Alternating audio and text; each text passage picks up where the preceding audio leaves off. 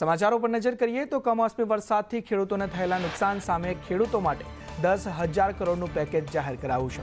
રાજ્ય સરકારે પાક નુકસાન સહાય જાહેર કરી છે. સીએમની અધ્યક્ષતામાં મળેલી બેઠક બાદ આ નિર્ણય લેવામાં આવ્યો. કૃષિ મંત્રી જીતુ વાઘાણીએ પ્રેસ કોન્ફરન્સ કરતા કહ્યું કે ગુજરાતના ઇતિહાસનું સૌથી મોટું 10,000 કરોડનું કૃષિ પેકેજ. તમામ પાક માટે 2 હેક્ટરની મર્યાદામાં પ્રતિ હેક્ટર 22,000 ચૂકવાશે. 16,500 ગામના ખેડૂતોને લાભ થશે. તો મુખ્યમંત્રી ભૂપેન્દ્ર પટેલે કહ્યું કે ખેડૂતોના પાકને મોટું નુકસાન થયું. સરકાર ખેડૂતોના પડખે ઊભી છે. અન્નદાતાઓની સહાયતા માટે સરકાર હંમેશા પ્રતિબદ્ધ છે. સાથે જ 9 નવેમ્બરથી ટેકાના ભાવે 15,000 કરોડથી વધુના મૂલ્યની ખરીદી કરાશે. મગફળી, મગ, અડદ અને સોયાબીનની ખરીદી કરવામાં આવશે. પાક નિષ્ફળ જતા જાફરાબાદના મોટા માણસા ગામે ખેડૂતે મગફળીના પાથરા સળગાવી દીધા. કપાસ અને મગફળીનો પાક બરબાદ થતા જગતના તાતની હાલત કફોડી. પાલનપુરના ચડોતરમાં એસઆઈઆરને લઈને ગેનીબેને કહ્યું કે મતદાર યાદીમાં નામ હોય તો જ મતદારની વેલ્યુ છે. મતદાર યાદીમાં નામ ન હોય તો તેનો કોઈ ભાવ ન પૂછે. મતદારની તાકાત તેને બંધારણમાં મળેલો અધિકાર છે. સાંસદ ગેનીબેન ઠાકોરે પાલનપુરના ચડોતરમાં આયોજિત એક સ્નેહ મિલનમાં સરકાર પર પ્રહાર કરતા કહ્યું કે સરકારે ઠાકોર સમાજ સાથે અન્યાય કર્યો. મંત્રીમંડળમાં ખાતા ફાળવણીમાં મજાક અને મશ્કરી કરી. પાલનપુરના ચડોતરમાં ઠાકોર સમાજનો સ્નેહ મિલન કાર્યક્રમ યોજાયો. કાર્યક્રમમાં ભાજપ કોંગ્રેસના નેતાઓ એક મંચ પર નજરે પડ્યા. સાંસદ ગેનીબેન ઠાકોર અને ધારાસભ્ય અલ્પેશ ઠાકોર હાજર. આપ અને કોંગ્રેસ નેતાની વોટ્સએપ ચેટ વાયરલ. ગોંડલમાં જિગીશા પટેલની એન્ટ્રીથી રાજકારણ ગરમાયું. કોંગ્રેસ નેતા યતીશ દેસાઈએ નિમિષા ખૂંટને આવકાર્યા. કોંગ્રેસ નેતા પ્રતાપ દુધાતના ભાજપના ધારાસભ્ય મહેશ કસવાલા પર પ્રહાર. કહ્યું, તમે હજુ મારા માણસોને ધમકી આપો છો. મને એમ કે તમે સુધરી ગયા હશો. કોંગ્રેસ નેતા પ્રતાપ દુધાતના આક્ષેપ પર મહેશ કસવાલાની પ્રતિક્રિયા. કહ્યું, મેં કોઈને દબાવવાનો પ્રયાસ નથી કર્યો. કોંગ્રેસ ફક્ત ને ફક્ત રાજનીતિ કરે છે. કોંગ્રેસને ખેડૂતોની ચિંતા નથી.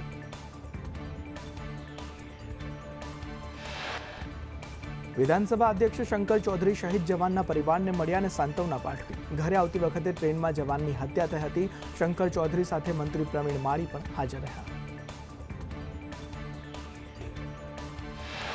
વડતાલ સ્વામિનારાયણ મંદિરના વિવાદ મુદ્દે 1008 આચાર્ય રાકેશ પ્રસાદ મહારાજે કહ્યું કે લક્ષ્મી પ્રસાદ સુધીના 4 આચાર્યો લેખ પ્રમાણેના હતા. લક્ષ્મી પ્રસાદ મહારાજ પછીના આચાર્યો રાગ અને દ્વેષથી આવ્યા છે. હિંમતનગરમાં નગરપાલિકામાં કોંગ્રેસના કાર્યકરોનો હલ્લાબોલ. ખાડા, ગટર, પાણીના નિકાલ મુદ્દે કોંગ્રેસના કાર્યકર્તાઓએ રામધૂન બોલાવી વિરોધ નોંધાવ્યો. આણંદમાં ગટર ઉભરાવાની સમસ્યાને લઈ મહિલાઓનો હલ્લાબોલ. સોસાયટીના માર્ગો પર ગટરના પાણી ભરાયા. મહિલાઓએ સૂત્રોચ્ચાર કરી વિરોધ નોંધાવ્યો. મોરબીમાં રોડ, રસ્તા, ગટરની પ્રાથમિક સુવિધાઓને લઈ ચક્કાજામ કરવામાં આવ્યો. સ્થાનિક અને વેપારીઓએ સ્ટેશન રોડ, જડેશ્વર પાસે ચક્કાજામ કરી વિરોધ નોંધાવ્યો. હાઈકોર્ટના આદેશ બાદ ગીર જંગલમાં ગેરકાયદે હોટેલ, રિઝોર્ટ અને બાંધકામો સામે કાર્યવાહી. ફોરેસ્ટ, રેવન્યુ અને વન વિભાગનું સંયુક્ત ચેકિંગ.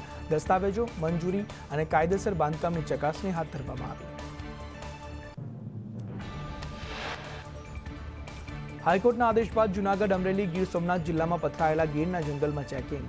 ગેરકાયદેસર હોટલોની તપાસ હાથ ધરાઈ. રેવન્યુ અને વન વિભાગે સંયુક્ત ચેકિંગ હાથ ધર્યું છે. એસઆઈઆર મુદ્દે ગાંધીનગરમાં ચૂંટણી પંચની મહત્વની બેઠક. તમામ જિલ્લા કલેક્ટર સાથે મુખ્ય ચૂંટણી કમિશનરે એસઆઈઆર પ્રક્રિયા સંદર્ભે ચર્ચા કરી સૂચનો આપ્યા છે. પીએમજે યોજનામાં ગેરરીતિ બદલ રાજ્યની 4 હોસ્પિટલ સામે કડક કાર્યવાહી. 2 હોસ્પિટલને પીએમજેમાંથી સસ્પેન્ડ કરવામાં આવી. 2 હોસ્પિટલોને કારણદર્શક નોટિસ પાઠવવામાં આવી. ગોધરાની દીપ ચિલ્ડ્રન હોસ્પિટલને સસ્પેન્ડ કરાઈ. ભરૂચની કાશીમાં હોસ્પિટલને પણ સસ્પેન્ડ કરવામાં આવી. આરોગ્ય મંત્રી પ્રફુલ પાનસરિયાએ સસ્પેન્શનનો આદેશ આપ્યો. પીએમજે યોજના અંગે આરોગ્ય મંત્રી પ્રફુલ પાનસરિયાનું નિવેદન. કહ્યું, ભાજપ કે કોંગ્રેસ કોઈ પણ હોય, ચલાવી નહીં લેવાય. આરોગ્ય સાથે ચેડા કરનારને બક્ષવામાં નહીં આવે. બીજેપી નેતાની હોસ્પિટલ સામે કાર્યવાહી બાદ કોંગ્રેસના ભાજપ પર પ્રહાર. હેમાંગ વસાવડાએ કહ્યું કે ભાજપનો ખેસ પહેરો એટલે ખોટું કરવાનો પરવાનો મળ્યો. પહેલા કાર્યવાહી અને બાદમાં ફરી ગેરરીતિ ધમધમતી થશે. જામનગર બાલાચડી સૈનિક સ્કૂલમાં અંધેર વહીવટને લઈ વાલીઓએ શિક્ષણ મંત્રી રીવાબા જાડેજાને રજૂઆત કરી. શાળામાં રેગિંગ, નબળી ગુણવત્તાના ભોજન, શિક્ષકો મોબાઈલમાં મસ્ત રહેતા હોવાની રજૂઆત કરવામાં આવી છે.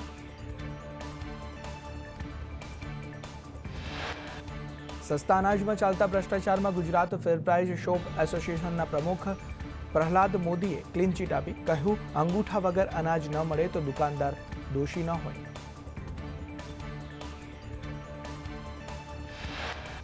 જામખંભાળિયામાં ધરમપુર જીઆઈડીસીમાં ભેળસેળ કરનાર પર દરોડા. ન્યાયરા કંપનીમાંથી કોલસા ભરેલ ટ્રક જીઆઈડીસીમાં પહોંચી. અંદાજે 67 લાખથી વધુનો મુદ્દામાલ જપ્ત કરવામાં આવ્યો છે. અમૂલ દૂધની ગુણવત્તા પર સવાલ ઉઠાવનાર ડોક્ટર હિતેશ જાની સામે ફરિયાદ દાખલ. ગાંધીનગર ભાટ ડેરીના મેનેજરે ચાંદખેડા પોલીસ સ્ટેશનમાં નામજોગ ફરિયાદ નોંધાવી છે.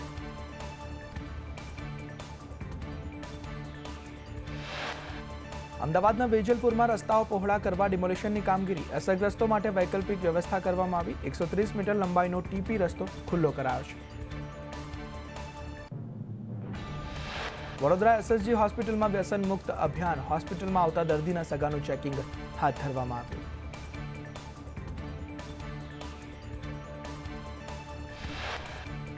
કચ્છમાં આરોપીએ સ્વૈચ્છિક દબાણ હટાવ્યું. કિડાણામાં ઘરની બાજુમાં આરોપી લિજાયત ચાવડાએ ગેરકાયદે દબાણ કર્યું હતું.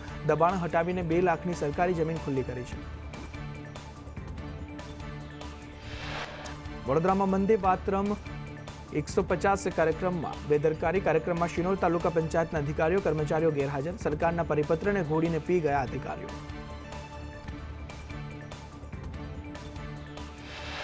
રાજકોટમાં પીએસઆઈ ડીએસપી બનાવી દેવાની લાલચ આપી 2.36 કરોડ પડાવ્યા. કોથળા ભરીને રૂપિયા આપતો વિડીયો વાયરલ થયો. આરોપીને ઝડપવા ક્રાઇમ બ્રાન્ચે તપાસ હાથ ધરી છે.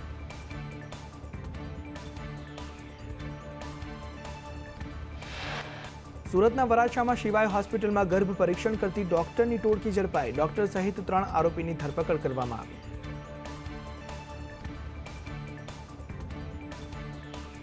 રાજકોટ એરપોર્ટમાં પેસેન્જરના લગેજમાંથી ચોરી થઈ. રોજ 10 જેટલી બેગમાં ચોરી થતી હોવાનું સામે આવ્યું. સામાનની વિગત 2 કર્મચારી આપતા હતા.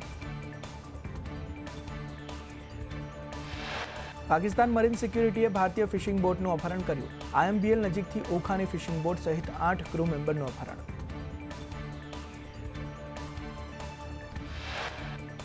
આણંદના ડભાસીમાં વૃદ્ધાના ગળામાંથી સોનાના દોરાની લૂંટ. 3 દિવસ વીતવા છતાં પોલીસે ગુનો નોંધ્યો નથી. બોરસદ ગ્રામ્ય પોલીસની કામગીરી સામે સવાલો ઉભા થયા.